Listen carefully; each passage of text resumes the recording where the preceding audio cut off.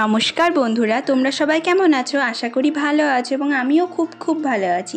তোমাদেরকে আরও একবার আমার চ্যানেল এএস মেহেন্দি ক্রিয়েশনে অনেক স্বাগত। বর্তমান যুগে আমরা ওয়েস্টার্ন ড্রেস পরতে ভালোবাসলেও মেয়েদেরকে কিন্তু শাড়িতেই বেশি মানায়। ওয়েস্টার্ন ড্রেস পরলে আমরা যতটা না সুন্দর লাগে, তার থেকে বেশি সুন্দর লাগে আমাদেরকে শাড়িতে। তাই তো কথাতেই আছে, শাড়িতেই নারী। এবং এখন তো আমরা মডার্ন জিনিসের থেকে ট্র্যাডিশনাল জিনিসটা একটু বেশি ভালোবাসি।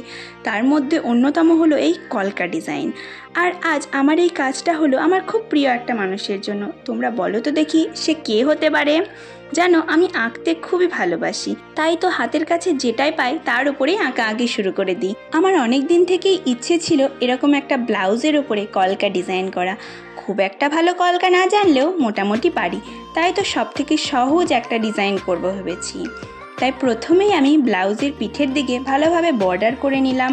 তারপর দুটো বর্ডারের মাঝখানে ছোট ছোট ঘর এঁকে তার মধ্যে ছোট্ট পদ্মফুল এঁকেছি এবং বাকি ঘরগুলোতে কিছু পাতা এবং কলকা দিয়ে ভরাট করে নিয়েছি এবং বর্ডারের উপরের দিকে কিছু বড় বড় কলকা এবং পাতার ডিজাইন করে দিয়েছি এবং আমি পিঠের ডিজাইনের একদম নিচের দিকে বড় বড় ডট ডট ডিজাইন করে দিয়েছি, কিন্তু তখন আমি ভিডিও অন করতেই ভুলে গেছিলাম।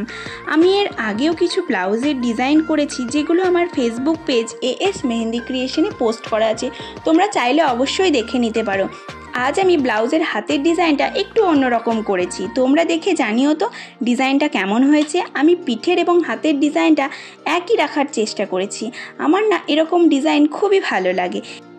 এবং এখানে তো আমার বোনও একটা ছবি আঁকছিল, যেটা আমি তোমাদের সাথে শেয়ার করলাম। তোমরা দেখে জানিও তো ও কেমন এঁকেছে। তারপর আমি হাতের মধ্যে ডট ডট ডিজাইনটা দেওয়ার পরে আমি হাতের ডিজাইনটাও শেষ করলাম। তো এই তো আমার ডিজাইন এখানেই শেষ হয়ে গেল এবং তোমরা দেখে জানিও যে আমার ডিজাইনটা কেমন হয়েছে। তোমরা যদি এখন ইউটিউব থেকে আমার ভিডিওটি দেখছো, তাহলে অবশ্যই আমার চ্যানেলটিকে সাবস্ক্রাইব করে দেবে এবং ফেসবুক থেকে দেখে থাকলে অবশ্যই ফলো করে দেবে। আজ আসি, আবার দেখা হবে অন্য কোনো দিন নতুন একটা ভিডিওর সাথে। বাই।